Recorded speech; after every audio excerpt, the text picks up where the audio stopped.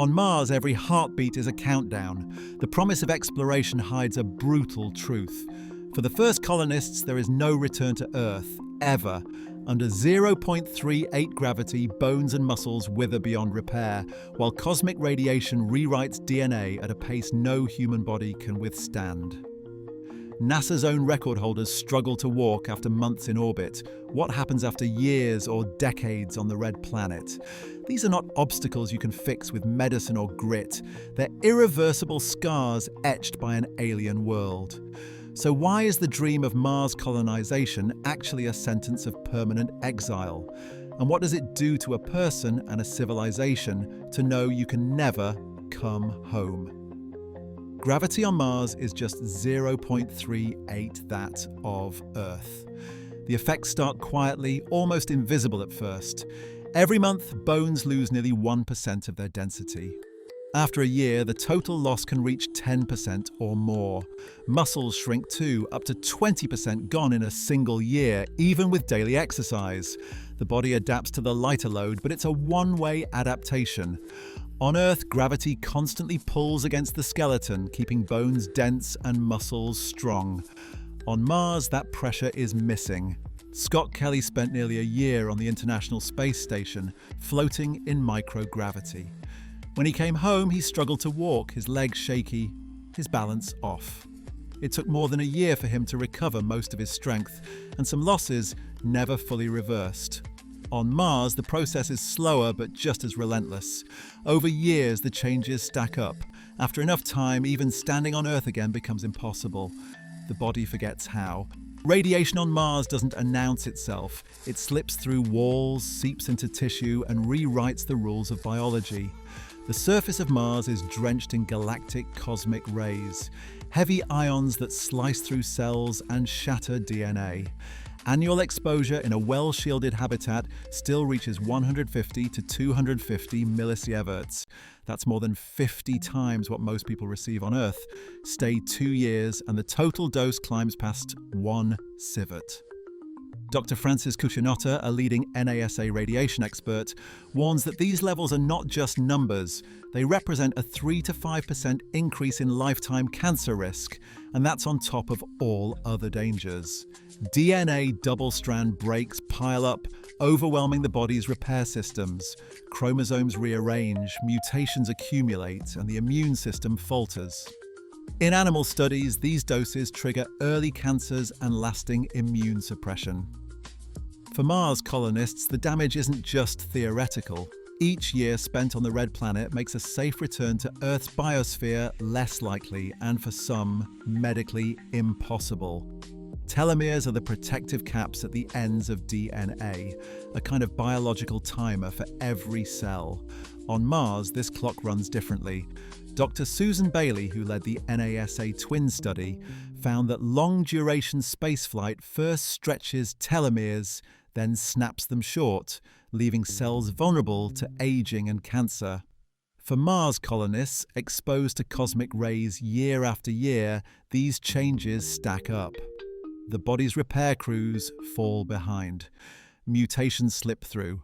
Over time, the genetic code becomes a patchwork of errors, some passed quietly to the next generation. Meanwhile, the Martian air is thick with dust laced with perchlorates, a toxic chemical that attacks the lungs. Dr. Jennifer Heldman's research shows that just breathing inside a Mars habitat means inhaling particles that scar tissue and trigger chronic disease. When storms roll in, they don't just darken the sky. They blanket solar panels, choke filters, and force colonists to seal themselves away for weeks. Recovery isn't possible. The damage, cell by cell, breath by breath, can't be undone. Once these changes take hold, the path back to Earth closes for good. High Seas 4, a year-long Mars simulation on the slopes of Mauna Loa, put 6 volunteers in a dome barely the size of a small apartment. For 365 days, their world shrank to 50 square meters, filtered air, and the same 6 faces. Nick Canas, a psychiatrist who spent decades studying isolation, calls it the third quarter phenomenon. At first, crews hold together, focused on survival, but somewhere past the halfway mark, cracks appear. Conflicts spike over chores or even the sound of someone's breathing. In high seas, arguments grew so intense they nearly triggered an abort. Only scheduled mediation and resupply drops kept things from unraveling. Outside, the silence is absolute. There's no wind, no birds, no distant traffic. Peter Sudfeld's research on sensory deprivation shows that the brain adapts by turning inward. Attention drifts. Small irritations become obsessions. Some crew members start to lose track of time or report vivid, almost hallucinatory dreams. The real world, Earth, feels remote, almost fictional. Communication with home is filtered through a 24-minute delay, each message a ghost of a conversation. Over months, the emotional distance grows. Even if a colonist could physically return, the mind might already belong to another world. The first barrier isn't technical. It's the slow, quiet drift of identity away from Earth. Flying back from Mars isn't just hard, it's nearly impossible. Launching a single kilogram off the red planet takes 3 to 4 times more energy than escaping Earth's gravity. The math is unforgiving. Every extra kilo of fuel, every spare part, every gram of return cargo multiplies the cost. MIT's 2014 review of Mars One's plan found that just keeping people alive would demand constant resupply, with spare parts alone eating up more than half the launch mass. The price tag for a round-trip ticket? 100 times higher per person than getting there in the first place. Even Robert Zubrin, founder of the Mars Society and one of the loudest voices for colonization, admits that permanent settlement is the only practical path. The economics don't allow for a return journey, but money isn't the only barrier. Over months and years, Mars colonists will start to drift away from Earth in more subtle ways.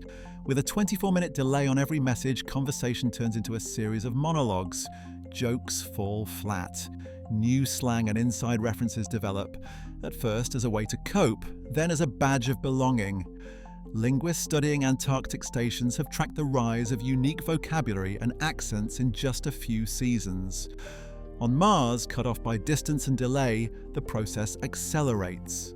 Within a generation, colonists won't just be physically stranded, they'll speak, think, and dream in a culture that Earth can't quite recognize. Margaret Foster Riley, a bioethicist, asks a question no one else wants to touch. What rights do the children of Mars have? Consent is simple for volunteers, but what about those born on the red planet?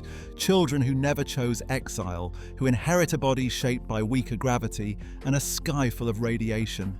Every Mars-born child will grow up with a skeleton too brittle for Earth's pull.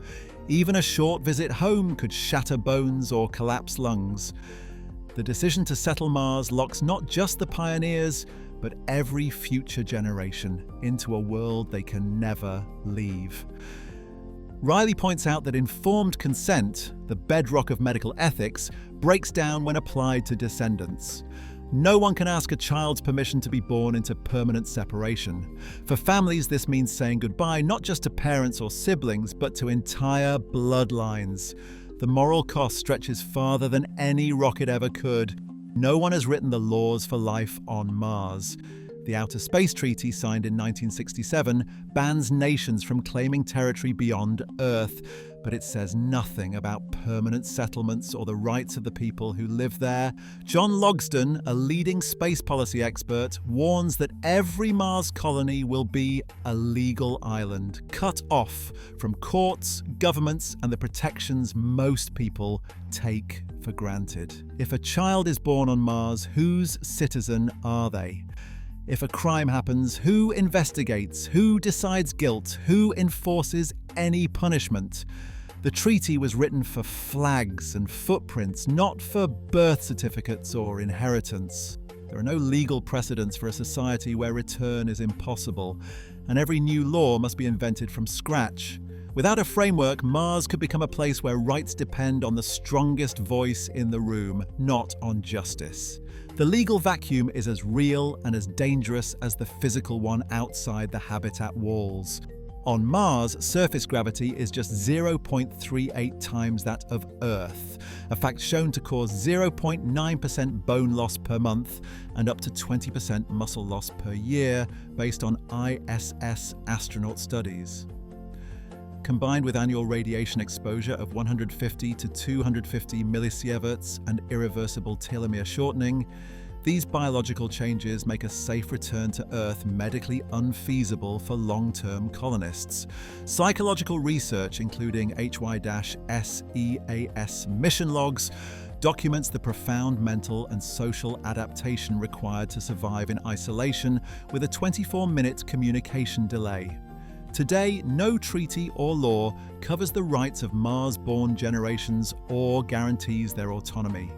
Despite decades of planning, the true long-term effects of partial gravity and Mars's toxic environment remain partly unknown due to the absence of direct human data. What is clear, every barrier, physical, psychological, and legal, confirms that for those who make the journey, Mars is not just a new world, but a permanent home.